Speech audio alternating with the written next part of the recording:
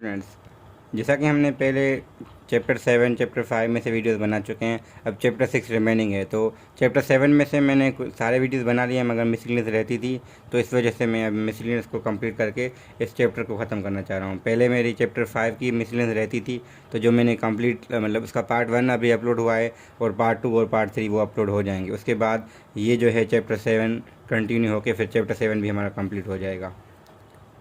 तो चैप्टर 7 की जो मिसलिनियस एक्सरसाइज है,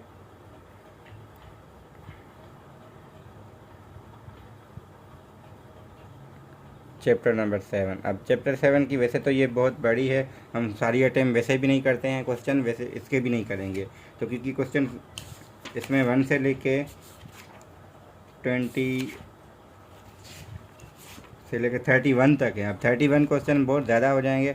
मैं इसमें भी यही कोशिश करूँगा कि इसमें पार्ट्स में मैं डिस्ट्रीब्यूट करूँ, मगर फिर भी ये पार्ट्स में भी इतना हम नहीं कर पाएंगे। तो मैं कोशिश करता हूँ जो उससे क्वेश्चन ना हो मैं उसको डील करूँगा, क्योंकि अब पहले हमें जो समझना है इसमें यह है कि पहले हमारे पास पैरेललोग्राम होता क्या है।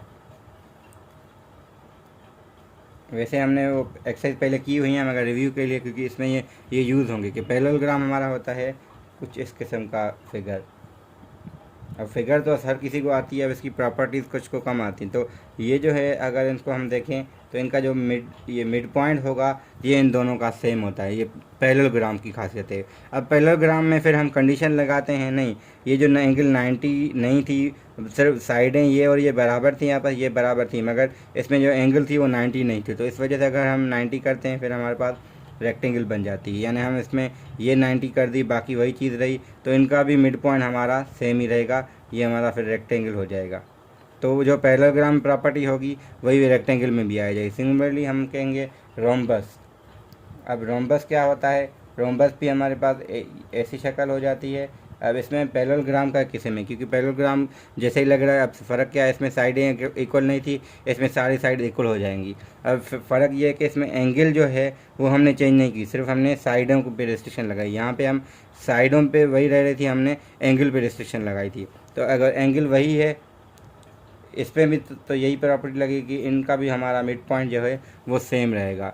सिमिलरली फिर स्क्वायर आ जाएगा बाद में।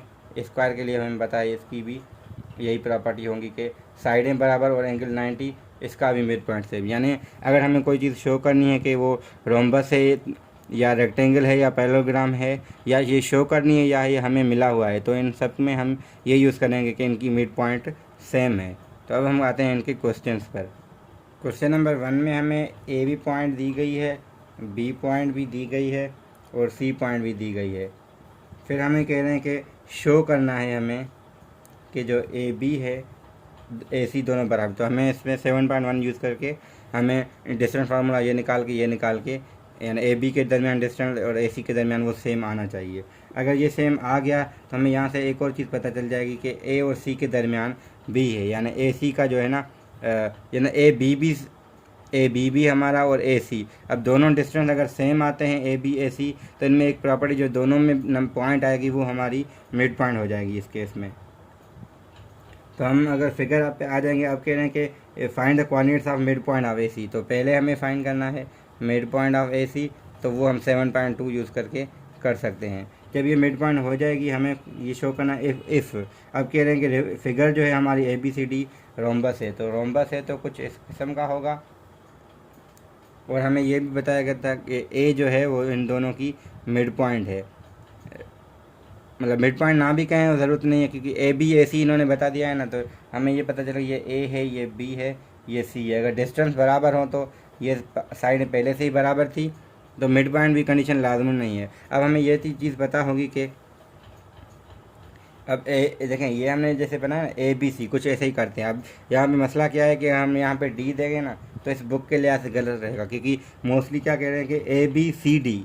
अब जो बनेगा वो ए बी सी डी बनेगा, तो ए बी सी डी के लिहाज से हमें सी यहाँ रखना पड़ेगा, डी यहाँ रखना पड़ेगा, या फिर अलाइनमेंट चेंज करें तो बी यहाँ से। तो हमें एक तरतीब से चलना, ए बी सी डी ऐसे चलें या ए बी सी डी ऐसे चलें। जब ये फिगर हमने ऐसी बना ली तो हम अब कह सकते हैं इनकी जो मिड पॉइंट है वो सेम है। हमें रोम्बस का पता होता है, तो इसको हम एक्स वाई कहेंगे, बाकी ये हर चीज़ हमें पता है। तो हम दोनों, अब हमें AC की मिड पॉइंट हमने पहले फाइंड की थी और इनकी mid point in terms of x y आएगी। तो दोनों को मिड पॉइंट इक्वल करके हमने ऐसे सवाल किए हुए हैं, तो आप इसको आप ऐसे अटेम्प्ट कर सकते हैं। सिमिलरली क्वेश्चन नंबर जो 2 है, क्वेश्चन 2 में हम कह रहे हैं कि गिवन एक पॉइंट हमें दी गई है, इक्वल डिस्टेंस है। अब इक्वल डिस्टेंस का बड़ा मतलब यही होता है कि दोनों का डिस्टेंस सेम होगा, डिस्टेंस फार्मूला यूज़ करके, और ये जो कह रहे हैं वो चीज़ हमें मिल जाएगी। तो इतना वो मुश्किल है नहीं क्वेश्चन 2। अब क्वेश्चन 3 में इसीलिए यहाँ से पढ़ के फिर सॉल्व ज़रूरत होगी तो हम करेंगे, वरना नहीं करेंगे। अब क्वेश्चन 3 में यह है कि 3 पॉइंट्स हमें गिवन है ABC। अब कह रहे हैं गिवन AB इक्वल AC, जैसे हमने क्वेश्चन 1 में किया। तो फाइंड द पॉसिबल वैल्यू, तो वो कंडीशन यूज़ करके हम कर सकते हैं इजीली, इतना मुश्किल नहीं है। फिगर फिर रोम्बस है, रोम्बस का फिर वही मतलब A और 1 और 3 क्वेश्चन एज इट इज़। तो हम कह रहे हैं कि ये हमारा सिमिलर है टू 1। सिमिलरली अब क्वेश्चन 4 देखें अगर हम, तो क्वेश्चन नंबर 4 हमारे पास है कि गिवन दैट A दिया गया है, B दिया गया है, C दिया है। Find the possible if the length of AB is twice. अब AB की हमें लेंथ निकालनी है, AC की हमें लेंथ निकालनी है। इसमें कंडीशन क्या है कि ये 2 टाइम्स है, बस ये कंडीशन यूज़ करें। जो इक्वेशन हमें मिलेगी उसको हम सॉल्व करेंगे, वो क्वाड्रेटिक बनेगी या लीनियर बनेगी वो हम देख लेंगे। जो बन जाएगी उसमें हम A की वैल्यू आसानी से निकाल सकते हैं, वो इतना है नहीं मुश्किल। क्वेश्चन नंबर जो 5 है, क्वेश्चन 5 में कह रहे हैं गिव 3 पॉइंट्स से कोऑर्डिनेट्स हमें दी गई हैं O, A and B। If P is a point where, अब y पॉजिटिव है, ठीक है, y पॉजिटिव हमें पता है कि ये अबव द एक्सिस होगा, ये श्योर है। अब x का नहीं पता वो पॉजिटिव है निगेटिव है। अब कह रहे हैं calculate the distance of, calculate the value of x and y। अब कंडीशन क्या है कि AP और BP दोनों बराबर हैं। अब ये बराबर हैं तो ये कंडीशन यूज़ करें, और हमें O भी दिया गया है, A भी दिया गया है, B, ये तीनों पॉइंट्स हमें दिए गई हैं। तो A को P के साथ निकालें, B को P के साथ निकालें, इक्वेशन सॉल्व करें, आपको वो एक इक्वेशन यहाँ से तो मिल जाएगी। अब कह रहे हैं एरिया, अब यहाँ पे ये भी कह रहा है and the area of triangle is this. अब एरिया हमें दिया गया है क्योंकि दूसरी हमें कंडीशन चाहिए थी जो इन्होंने दी है। तो हम पहले ट्राइंगल AOP है, अगर AOP कह लें तो A हमारा, O तो यहाँ पे है, P हमने यहाँ रख दिया। अब A हमारा, क्योंकि पॉइंट ऐसी थी हमारे यहाँ पे 5,0, तो इस वजह से A कहाँ कहीं हमारा यहाँ होगा। तो ट्राइंगल हमारा ऐसे बनेगा। तो हमें पता है ये बेस है, ये हाइट है, तो हाइट हमारी y है, बेस हमारा 5 है। तो area is equal 1/2 base into 5, base 5 into y. तो एरिया हमें फिर दिया गया है 10। तो यहाँ हम y की वैल्यू निकालेंगे, जो जहाँ पे जो इक्वेशन आएगी y और x के टर्म्स में, हम वो y की वैल्यू पुट करेंगे तो हमें x भी मिल जाएगी।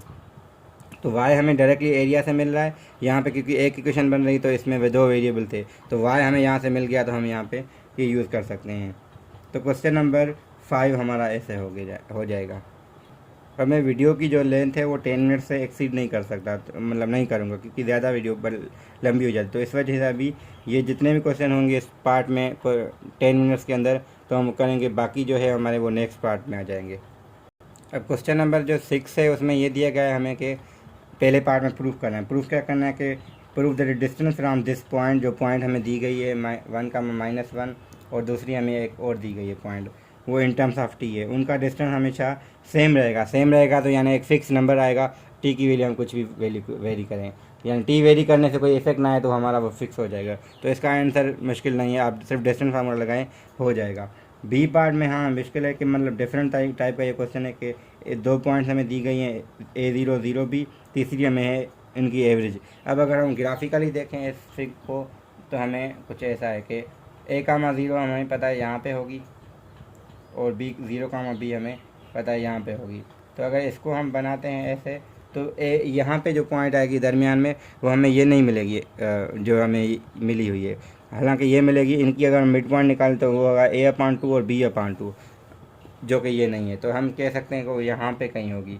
तो इस वजह से ऐसे अगर फिगर हम बनाते हैं तो हमें जो ये मिलेगा, इसको मैं अगर नाम A, B और C दे रहा हूँ तो हमें ये पता चलेगा कि जो AB डिस्टेंस होगा ये बेस है, इसको हम बेस कहेंगे, और हाइट हमारी क्या होगी ये वाली। अब मिड पॉइंट हमें यहाँ से पता चल जाएगी A/2 B/2। तो मैं A/2 और B/2 को नाम दे रहा हूँ D पॉइंट का। तो AD बेस है और जो C और D होगा वो हमारी हाइट हो जाएगी। सी डी हाइट लेके एरिया का फार्मूला यूज़ करेंगे। हाँ, होगा वो in terms of A B, क्योंकि जो हमें पॉइंट्स दिए गए हैं in terms of A B, तो वैल्यू भी हमारा in terms of A B ही आएगा। तो वो इतना मुश्किल नहीं, मतलब सोचने की ज़रूरत नहीं कि नंबर आना चाहिए, ज़रूरी नहीं कि हमेशा वो आंसर हमारा नंबर हो। तो इस वजह से मैं इस वीडियो को एंड कर रहा हूँ। तो नेक्स्ट पार्ट में हम क्वेश्चन 7 से स्टार्ट करेंगे।